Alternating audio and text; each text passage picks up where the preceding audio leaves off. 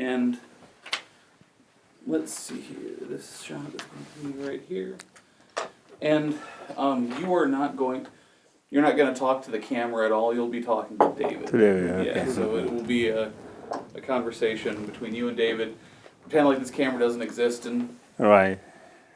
be comfortable.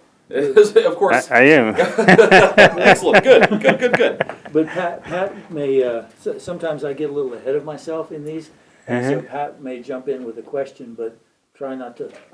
Right. To look at Look him, at but him. Yeah. right. But again, we'll be editing this a little bit, so we'll be making sure that if, you say a bunch of ums and uhs, or if you stumble over your words, you don't have to worry about it. Right. So it Thank doesn't you. have to be one take, that kind of thing. Or if the cat jumps up on the table, we'll edit him out. Oh, do we have a cat? Is there a cat here? Oh, man. Kidding. Oh, For a minute. well, that's too bad. I was really hoping that there was a cat. I love an office cat, It just makes it. We should really have We one. should really have an office cat at the VFH. I don't know why we don't. Virginia Humanities. Anyway, we get ahead of ourselves here. All right, just 1 second.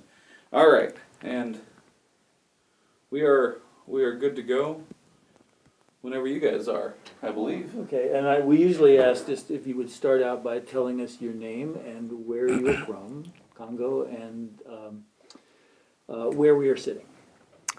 Yes, my name is Jacques Mushagasha. I'm originally from the Democratic Republic of Congo. I was born in the city of Bukavu, which is east of the capital city, Kinshasa. And I grew up there, went to school there. And here I came in this country. And here we are at the Center for Justice and Peace Building, where I graduated 2 years ago. Thank you. And so let's start out by telling us a little bit about what life was like in the Democratic Republic of Congo when you were a boy. Just kind of paint a picture for us of what your life was like when you were young. When I was young, life was, I can say, better than what it is today for many people who are born in, who are growing up in Congo. My father was a teacher, but he only did 3 years of elementary school. So that was the Belgium system. Because when the country got its independence, they did not have enough people to fill up the positions of teachers and whatever. So my father, who had only 3 years post-secondary school, they sent him to a training and made him a teacher. So he had a salary that could keep the family well. So life was well, and we grew up almost like a middle class, if I can use that word. All my uncles and aunts and cousins lived in my family. So social life was very important for us and very, very nice. And this was in a city, right? In the city, yes. Is it a large city? Tell me a bit about that. Bukavu used to be called Constantville during the Belgium era. It's the fourth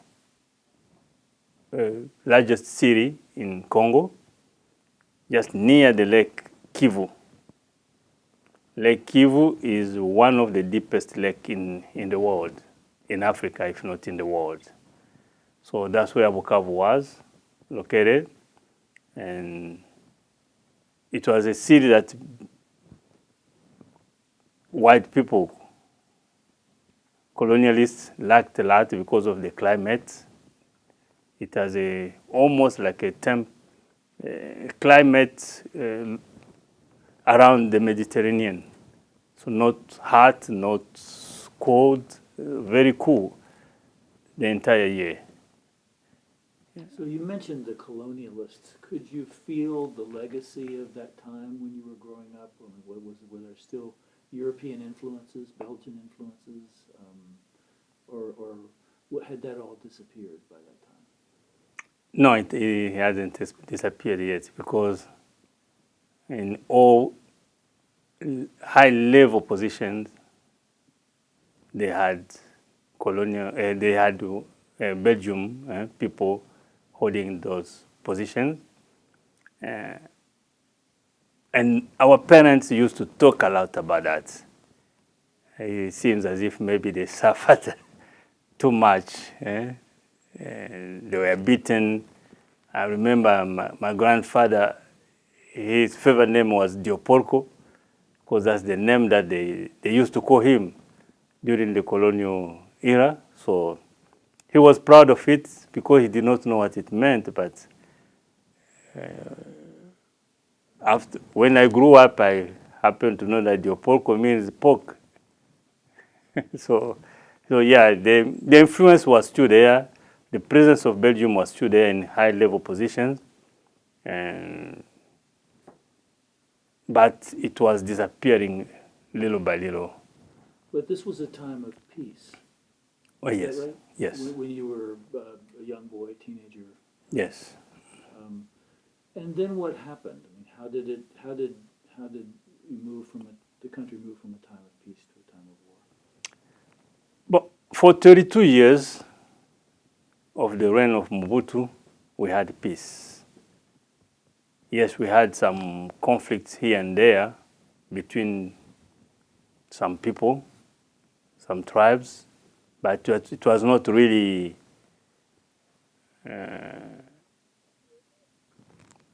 we couldn't call it big conflicts. So we had that peace, and suddenly in 1994, things started changing.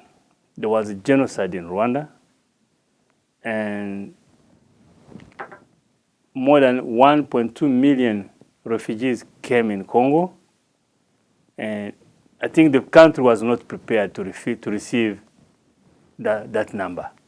And they all came in my city of Bukavu and Goma and Uvira. So they came, civilians, military, and everybody. So there were some activities which were going on in the camp. And 2 years later, the war started in Congo.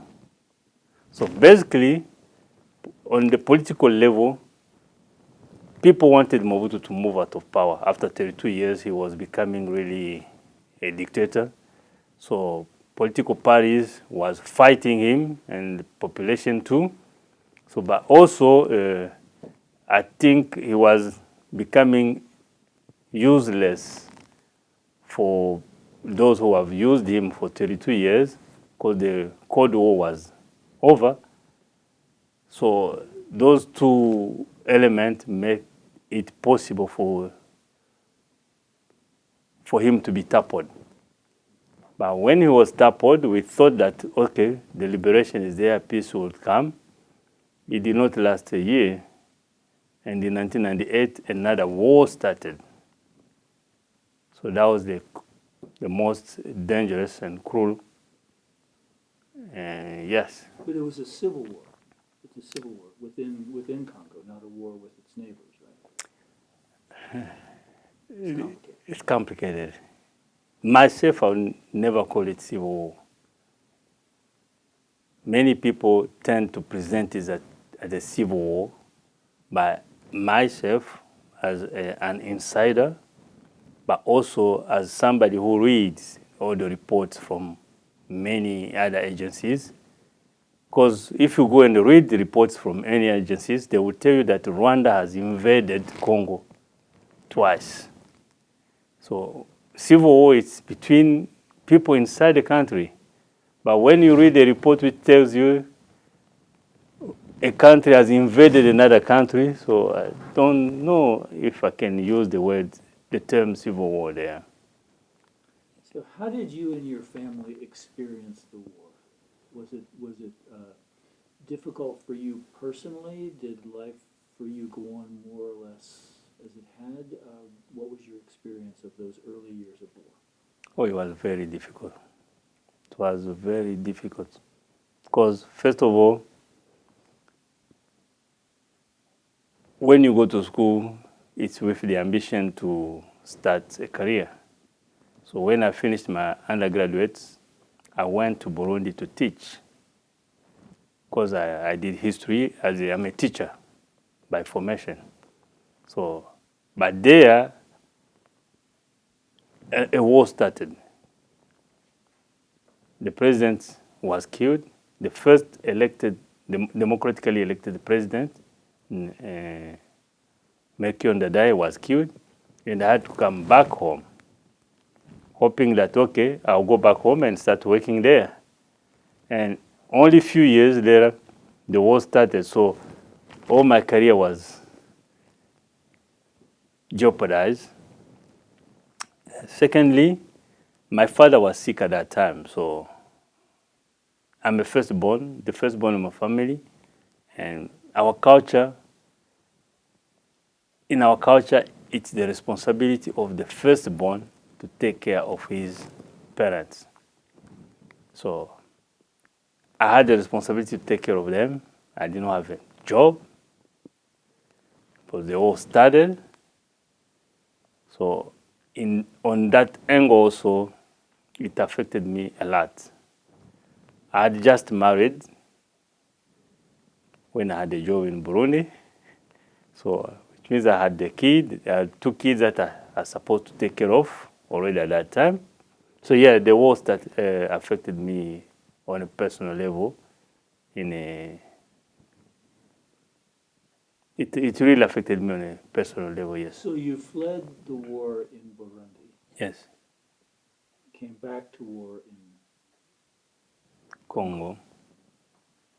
and at some point that became intolerable. You had to leave. Yes. Explain what occurred. Okay, so when I fled from Burundi in 1994, went back to Congo. In 1996, the first war started. We had to flee into villages. So we went back to our grandparents' village, which is 20 miles from there, from the city. So after a month, we came back in the city.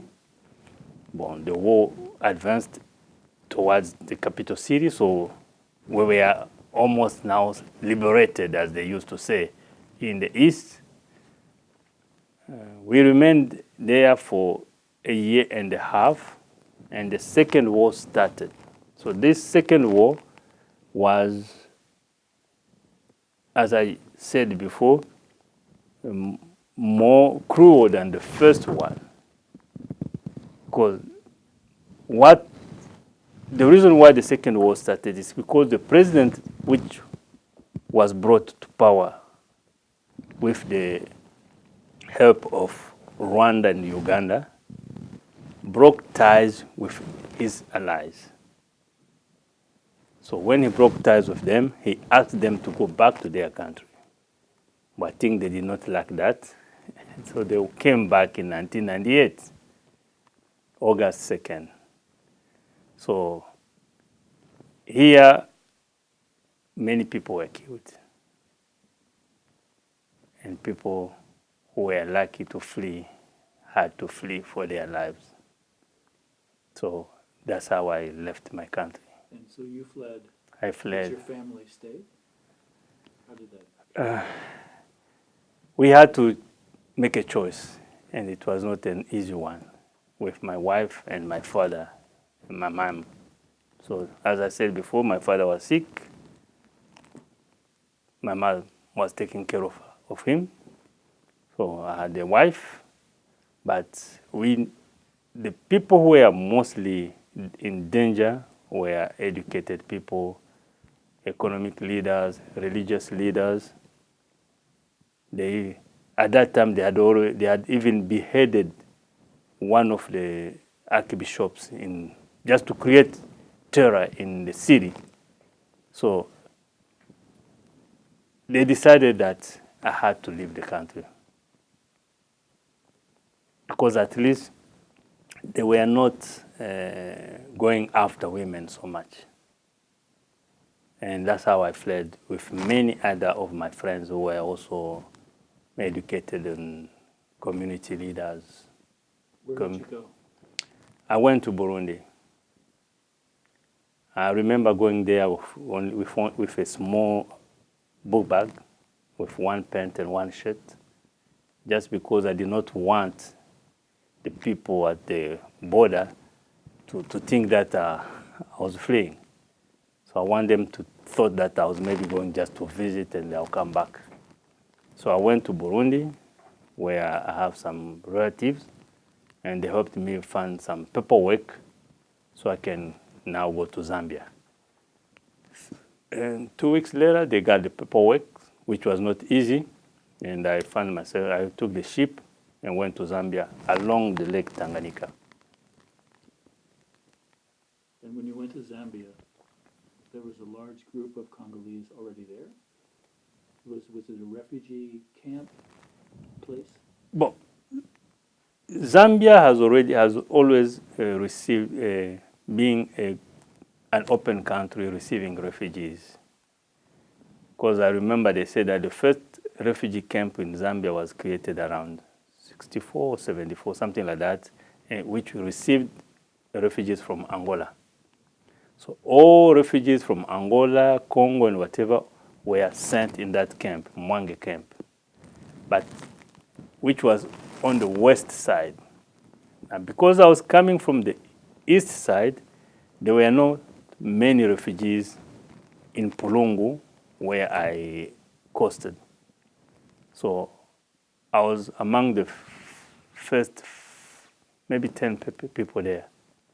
So we are received by the Red Cross.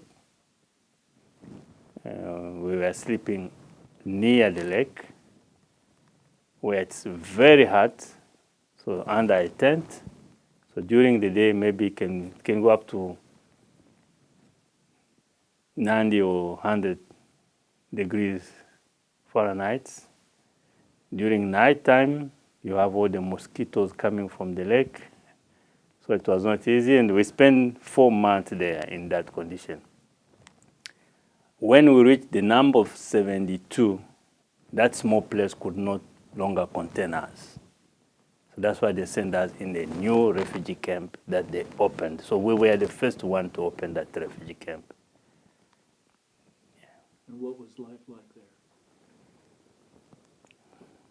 there? Not too good, but not too bad, because we at least we could thank the Lord to be still alive. But I remember the first thing they gave me was a machete and a tent, a blue UNCR tent. I had to go and prepare a place where I could put my tent, and that was my house. No mattress, so I just took these boxes after the Red Cross has distributed food to people. Those leftover boxes, those were my mattresses for many years, for 4 years. If you don't mind me asking, at the same time, what was your family going through back home, or what did you hear from them, or what was their story? At the same time, my family left home. There was no cell phones, so there were no ways to communicate with them. But luckily enough, when I went to the camp, I found a nice lady, and I call her my mom now. She's a Liberian lady, Mama Olivia. She was the head of the UNCR Protection Office. So because I was able to speak a little bit of English, they hired me as the interpreter and also as the first representative of the camp of the refugees. So that gave me the opportunity to be near people from UNCR and the Red Cross and CARE International. So one day she asked me about my story, and I told her my story. She she felt pity on me, and she thought about my family especially and my kids. And then she told, okay, I'll work on it. She went back. 2 days later, she came to me. She told me there is a program to resettle refugees in the camp, in the U.S. I'll find you a way for you to live. And then I told her, but yes, thank you very much, but I have a family. And I wouldn't like to leave them behind. So she told me, so go to Red Cross and see if you can find your family through the Red Cross. And that's why I went to the Red Cross, and the Red Cross sent some letter to the Red Cross in Bukavu, and they found my family, and they gave them the letter that I wrote, telling them that if they had means to come and meet me there, it would be nice. And that's how my family came. So during at least 8 months, I did not have any communication with my wife and my children and my parents. But eventually they joined you in. Hold on just 1 second. I'm going to make an adjustment on this camera. Sorry. You're doing great. So, yeah, Thank this you is- so this is- much. this Yeah. is the best. Okay. Hold on. Just a moment. And there we are. We are set. And we are rolling it again. So eventually your family joined you in the refugee camp in Zambia. Is that Correct, right? correct, yes. And you lived there together. We lived there together. But now at that time, the same lady put me in the protection status. So they moved me from the camp to the Boma, the district. But they call it Boma, they call it district. But here we could call it maybe downtown. So they found us a small house. There we stayed because we were now waiting for the resettlement process, which should have taken 6 months only, but it came to take more than 3 years. And so when the moment came for you to finally leave the camp in Zambia, how did you get to the United States? What was the process? You probably had to go to a city to fly. How did Yes, sure, yes. In fact, but the reason why it took 3 years is because in the meantime, when they were preparing for the paper, for the venting process, sending some people from the US to come and do interviews, 9/11 happened.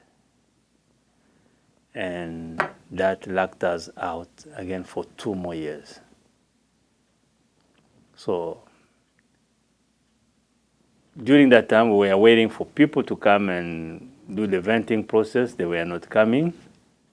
At last, they came, so they sent us to Lusaka. And that's where we had to meet the U.S. immigration officer. We did an interview with her. We had to meet with a GVA. I think it's an agency that the U.S. hired to do also some venting process. So we had to go to the doctor for our medical checkup. So yeah, it took long because of that. But at that time we were in Lusaka waiting. And when the time came for us to travel, the OEM, Organization International of Migration, yeah, OEM. I don't see how to put it together, but it's the Organization for International Migration, right? So they put us in the plane, and that's how we came here. And where did you land in the United States? We landed in New York first, and from New York they took us to Baltimore. That was our resettlement place. I was received by the International Rescue Committee. I lived in Highland, Baltimore first for 2 years, and then moved to Dundalk, where I lived for 5 years. And after that, I decided to come in Virginia. How did you make money when you were first living in this country? Or, if I might add, what were those first days like when you came to Baltimore? What were you feeling? Explain to us what that's like. Okay, yeah, when I came, first when I got in the plane, that was the first time for me to get in the plane. I was so happy. When I landed to New York, oh my goodness, that was the highest point of joy in my life. Because one, I was out of all the troubles in Africa, in Congo, in the troubles of refugee life. And two, I was now hoping to come and start a new living. Now, in Baltimore, the International Rescue Committee received us. They provided a house for us, which was furnished, mattress and some chairs. And for 3 months, they were paying the rent for the house. Thank you to the government of the U.S. for that. But 2 months later, I was able to start working at a company near Baltimore. And yeah, that's how I started making some money. So 3 months later, they stopped paying my house. So I had already 2 months of saving. So when it came time for me to start paying my own now bills, I was able to do that. But the job was so difficult for me. And somebody told me the only way for you to escape this is to go to school. So they knew I was a teacher. They wanted me to go take a certification course, I think 6 months, for me to start teaching in the US system here. But my English was so poor. I could hear, but my my speaking was really not so good. So I decided not to do that. But I went to take a small certification as a certified nurse assistant. And that's what allowed me to land in a big institution, a big hospital at Johns Hopkins as a certified nurse assistant. I worked there for six years. Yeah, and so that's how I was able to do my meanwhile, living. your children were in school and learning English. And Yes. your English was improving too, right? Correct. But you made a decision to leave and come to Virginia. Yes, I did. And when was that? That was in 2011. And the reason is that, yes, I loved where I was living. My kids were doing well at school because I remember my son was the first valid Victoria in his school, in his middle school. They just made it a middle school, and he was the first one to be that valid Victorian. So I was so happy. So everything was going well. But unfortunately, there were some drug issues in the neighborhood. Many parents were using their children to sell drug for them. So those were the friends of my children, my children, because I had two, 9 years and 7 years, so they could go out and play with their friends. Not 9, 13 and 9. Yeah? So one day, the police was every time in the neighborhood. So it was not making us safe. So we thought that, but at that time, when we see police officer, we remember the war back home.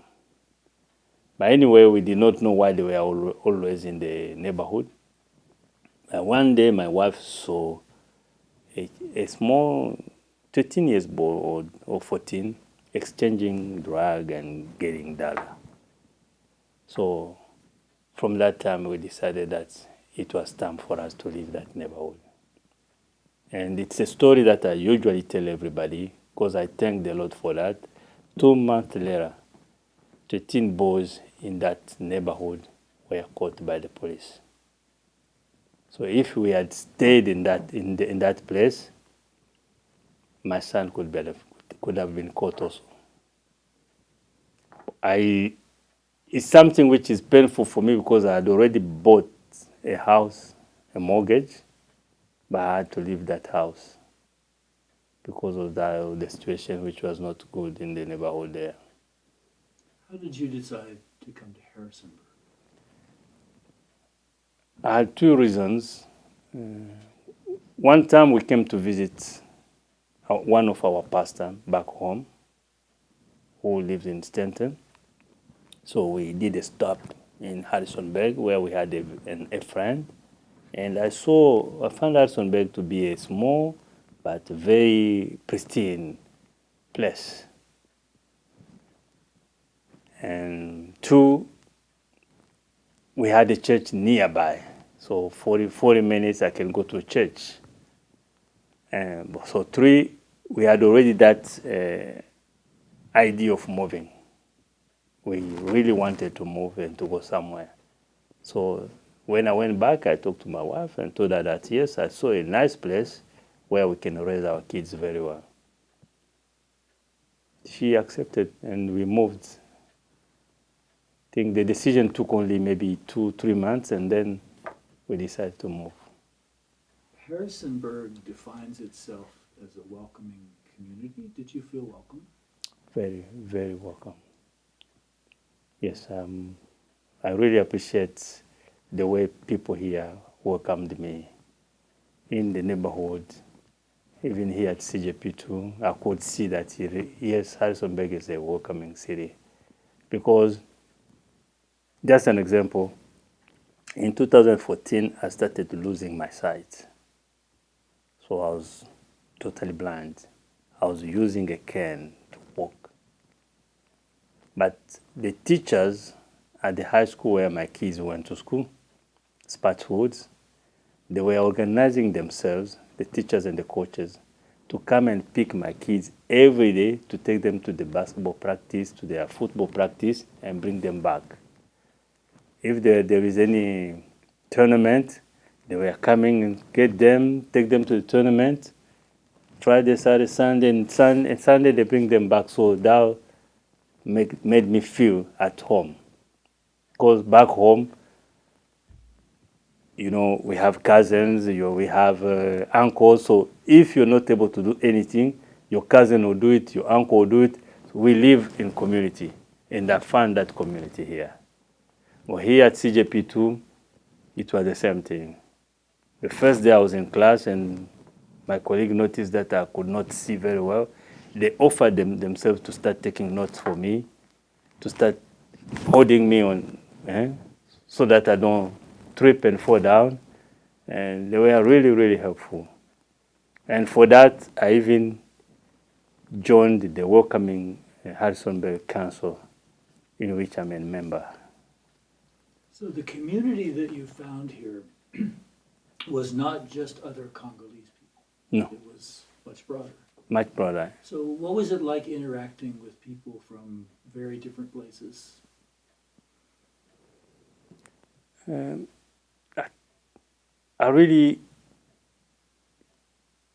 an open person. I'm an open guy. And most of the time, I ignore when somebody don't treat me well. And I'm very happy when somebody treats me well. So, because of my openness, and I can easily start a conversation with somebody. So I was approaching people easily. And so those who were also open, we could mingle very quick. Excuse me. Mm-hmm. Did your kids have an easy time? My kids? Yeah. At first, they were not happy for me moving them from a big city to a small town. So they did not make friends quickly. They were just at home every time. But as soon as they were able to start making friends, oh my goodness, then they cannot go back to Baltimore or any other place anymore. So then they had an easy time. We had good friends. So the neighborhood where I am now is the neighborhood that I moved in since 2011. So we know each other there already. And my kids, yes, have a good time being here. But today there are other people from Congo and neighboring countries who are here in Harrisonburg, right? Correct. And so, talk about a little bit about how the traditions or the memories of life in Congo are continuing to thrive here. Okay. So when I came, there were only 5 Congolese family here. Today we can have at least 30 Congolese families and many more young people who did not come with their families. So with that, we had formed a Congolese organization, of which I serve as the president currently. So as a way of us to continue keeping our tradition, continue teaching our kids about Congo, and continue helping each other. So the way we do it is that we organize some occasion where we can meet. And most of the time at those occasions, we see us wearing our traditional clothes. The women will be wearing what we call kitenges, and the men will be wearing shirts made in those same kitenges. So, and during those activities, we usually use our language back home, so Swahili and French, when we do our presentation or when we do our discussions. We usually, sometimes we talk about our history whenever we have time, but it's because there are opportunities where we want to learn more about the place where we are, so we don't have more time to talk about what's going on back home. But whenever we have time to talk about the war and what is going on back there, we don't miss that chance. What about dance and music and food? Oh yeah, very. Whenever Congolese meet, we always dance. We always have our food after we have discussed about the main topics. So we do that on Independence Day. We do that on International Women's Day that we have started organizing here. Now it's getting bigger and bigger. And sometimes we do that also at the end of the year, just to be together as a community, to thank the Lord first for His blessings, and yes, to enjoy the day. Why International Women's Day? We started that 4 years ago, just because we wanted to bring awareness over the issue of women in Congo. Because when I came here, one thing that I realized is that people in the valley did not know about what was going on in Congo. Yet at the UN, there was an article which was calling Congo the capital city of rape, the world capital city of rape. So the rape in Congo was so systemic that we wanted to bring it out to the world and see if people here, the good people here, can help us advocate for the end of the war. So, and at that time, President Obama decided that yes, we can start celebrating International Women's Day in the US. So we said, okay, this is an opportunity to start talking about the issue of women in Congo. So that's how we started it. Because really, what was going on in Congo, or what is still going on in Congo, many articles say that rape there is used or was used as a weapon of war, where they could get a wife before his husband and his children. So many things that needed to be brought to the public to see if the public were moved to advocate for peace in Congo. You mentioned earlier that your church was one of the reasons that you wanted to come to the Valley. Right.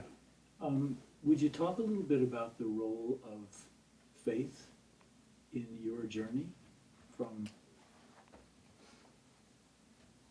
life in Congo to life here? Oh, yes. My faith has been the rock of my life. I was born in a Christian family. I was raised as a Christian, and yeah, I continue even raising my kids as a Christian. So that's my priority first. And that's why whenever I am, the first thing I do is to see if my brothers are there and my sisters, my church is there, so that I can be fellowshipping every day. So, and everything I do it with that lens, with the faith lens. Just out of curiosity, when you left your home, did you bring anything with you? I mean, what did you bring? Did you have like a Bible, or do you have items that you were able to bring that kind of carry over, or did you just is faith kind of an amorphous thing that you go to church and you fellowship and your church is there, or did you bring something physically with you? Yeah, I brought my Bible. Among the only thing important I brought was my red Bible. Yeah. Your red Bible? Yeah, it's a Bible with a red cover. So I call it red Bible because I had that Bible since maybe it's been more than 20 years that I had that Bible. You don't have it with you today, do you? No, I don't have it with me today. So, your children, how do they feel about being Congolese? How do they feel about Congo? Do they have a desire to go? Do they enjoy speaking Swahili? Can you talk a little bit about how it is for them, their identity? Okay, my children are proud to be Congolese, to be called Congolese. They always push me to take them back to Congo, just go visit their grandma, their grandpas. But it's me who refrain because it's not safe there. And they had, okay, I have 6 kids. The 3 first one were born in Congo, 1 was born in Zambia, and 2 were born here. So that's a kind of mixture.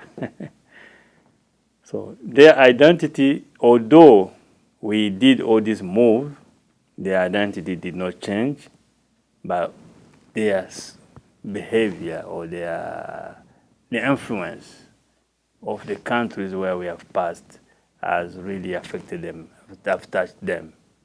So when we were in Zambia, we wanted to learn the Zambian language so that we can adapt or assimilate in the society.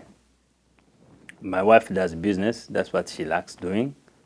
So the first thing when she came, she started going to the market and doing business, so she learned Bemba. And at home also, I wanted to communicate with people. And as an interpreter, I wanted to know the language so that I can be able to easily do my job. So we did not have chance to teach our kids our language, our Swahili language very well. But at least the 3 firstborn now speak Swahili very well. And all what they want is to go back in Congo and visit the families. When they think of themselves, maybe it's different from the 3 who were born in Congo and the 2 who were born here, but do they think of themselves as first Americans? Or how is that for them, and how is it for you? Okay. My son was born in Maryland, whenever you tell him something, he tells you that he's from Maryland. And the one who's born here, in Virginia, who's only 5 years old, the first thing he tells you that he's from Virginia. So I know they know that they're Congolese, but yeah, that's what comes in their mind first. But the three who were born in Congo, they are more of Congo than, although they are already Americans and they are happy to be Americans, they are proud to be Americans. Yeah, but they usually think about Congo more than the two little ones. What are they doing now? You have young children, but the older ones, what talk about them, because it's an interesting story. Yeah, my oldest, the one who was a valedictorian when he was in 8th grade, is graduating this year at Virginia Tech. My daughter is at UVA. She'll be graduating next year. And my other daughter is at Virginia Tech too. She's in the first year. So the three little ones, one is at Spotswoods, another one at Montevideo, and the last one is at Cabron in pre-K. So I want to ask you about what America means to you, what Virginia means to you in your life when you think about being here, when you think about the opportunities that you have here, maybe that you didn't have when you left Africa. Can you talk a little bit about that? America has become my second nation. So it means a lot for me. I love to be in America, and I'm proud to be an American. And in the valley is the place that I would like to die if Jesus starts to come. So I love the valley. People are nice here. To me, it has been very, very nice. But beside that, I can't forget my country of origin, because especially now when there is all this war going on, all these people being killed in there, and my parents are still there, my siblings are still there. So every day my heart is turned towards my country, towards Congo, because I don't know what will happen to my mom, I don't know what will happen to my sisters. Now with all this idea of saying that they are going to balkanize Congo, divide it. So yeah, but I love America and I'm proud to be an American. You founded an organization called the Alliance for Good Governance and Peace in Africa.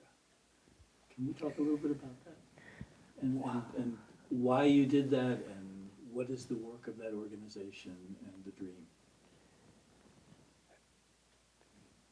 What I've realized is that the only problem, one of the problems that we have in Africa is bad governance at all levels. And I thought that if our leaders can be at national level, provincial level, local level, if they can adapt the principles of good governance, people can come out of poverty.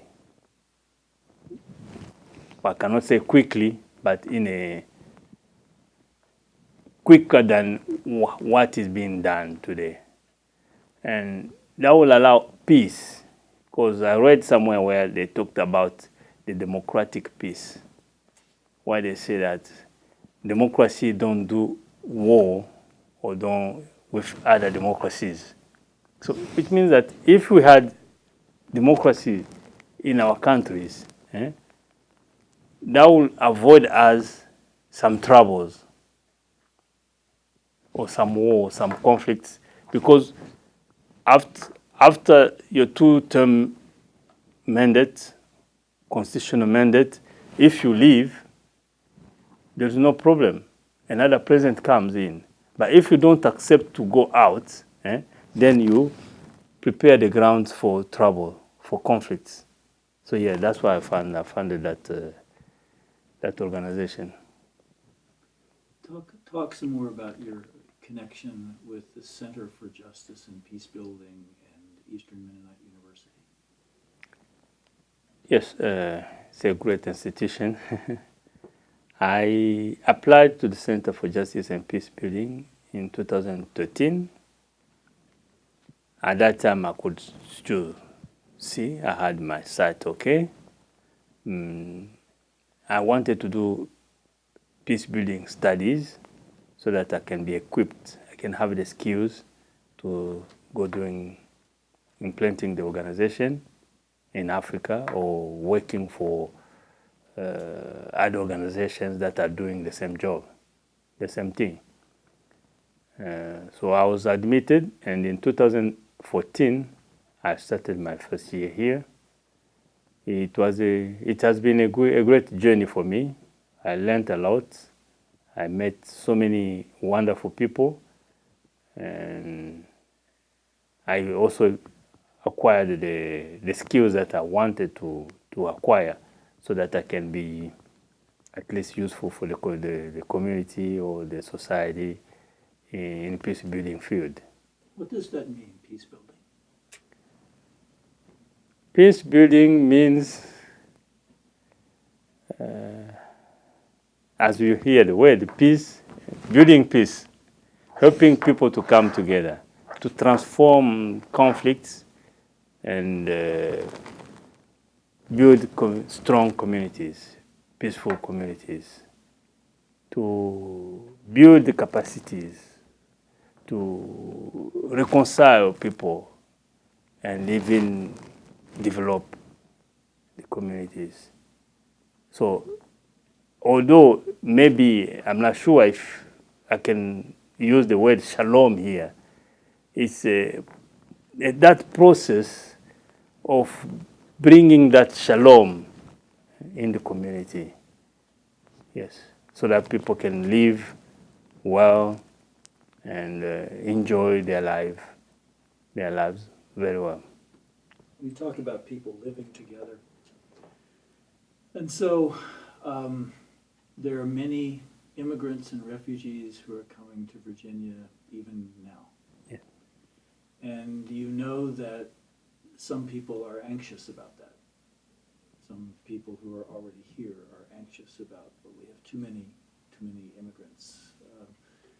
As an immigrant, as somebody who has lived through this experience, what do you say to people who are worried about immigration and about refugees coming to this country from war places? I understand, I know that it's a very sensitive issue for some people, but if I use my faith to give an advice, I would tell those people that they will be better off. They are doing what the Bible asks them to do when they receive us openly. And they should know that we are very grateful whenever they give us this opportunity. Because maybe some of them can think that we take it for granted. No, we are really very grateful. Because the opportunity that I have here, I would never have it back home, maybe. And two, many of these immigrants don't come here just because they want to leave their country. Some of them are forced to leave their country to come and seek for refuge. So it's almost like if themselves could find themselves in this situation, they would maybe do the same thing, go somewhere and seek for refuge, for asylum. And so put yourself in those shoes, in the shoes of those immigrants. If it happened to you, the way you would like people to welcome you, that's what we would like them to do also. But please, I want them to know that we are grateful. And if they can continue accepting us, we will continue to appreciate that. Are there things that you would like to say about your story, your life, your experience as an immigrant, a refugee, about your hopes that we haven't already talked about? Yeah. I'll start with my hope first. As an immigrant, I know that all immigrants who are here, they are facing traumatic situations when things back in their countries are not going well. And this is the case of me, myself, and the many Congolese people. So as an immigrant, I would wish that things goes well in my country. That will help me maybe be a better citizen here. That's one. Two, as an immigrant, I would want those who are anxious about immigrants to be open to listen to the stories of immigrants. Maybe by listening to the story of immigrants, they could hear something that they never heard and which can help them understand the situation very well. And two, also I would ask immigrants like me to work hard to integrate very well in the community, to be responsive citizens, so that by their way of being, they can convince those who are anxious that no, these people are not bad people, they are good people being here. As an immigrant also, yes, I would like to be useful in my community, to really be able to bring my stone for the contribution of a striving Virginia or for striving Harrisonburg. I think that's a great note. That is a wonderful way to end. I didn't though ask you, what is your work now? What do you do? Can you talk about your work here? I'm not working now because, as I told you, I was totally blind, or 80% blind 2 years ago, working with a cane. But last year, by the grace of the Lord, I went to see a doctor in Boston, and she started doing some operation on my eye, my left eye.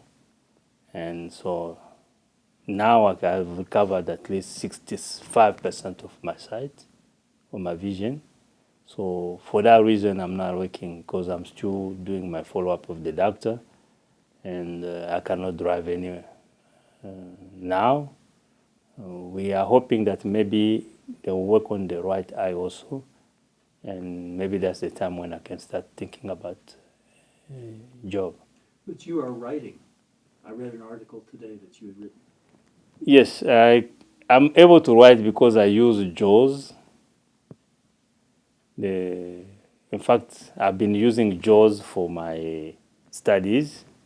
I'm not perfect in it yet because I had to learn it quick so I can do my my postgraduate studies. Yeah, but yeah, I can. And when it's a subject that I know very well, like the subject of Congo, it's easy for me to write it. But when it's a subject which requires me to do some researches, my eyes are tired every now and then. Sometimes I can wake up in the morning and around 9 a.m., my eyes are tired already. Yeah. Wow. I think we have a beautiful story here, and I'm so grateful to you for talking with us. Thank you very much, Dave. Certainly. Thank you so much. This is really wonderful. Thank you very much. I would love to make a picture of you if you'll let us. Just Sure. a still photograph. Sure. And I'm actually is my camera? I think it's right over. Is it? And when we come, Never mind. Nope. Never mind. when we come back to Harrisonburg, which we will, Mm-hmm. at least one more time during this project, Right. could we photograph you with your Bible, your red Bible? Oh, sure. Would that be possible? Sure. Yeah, that sounds so very interesting. Here, just So I'm going to take a couple pictures, but I'm first just going to take one sitting right here because the light is. I actually kind of like this light. So let me do that. I'm just going to make sure that everything's all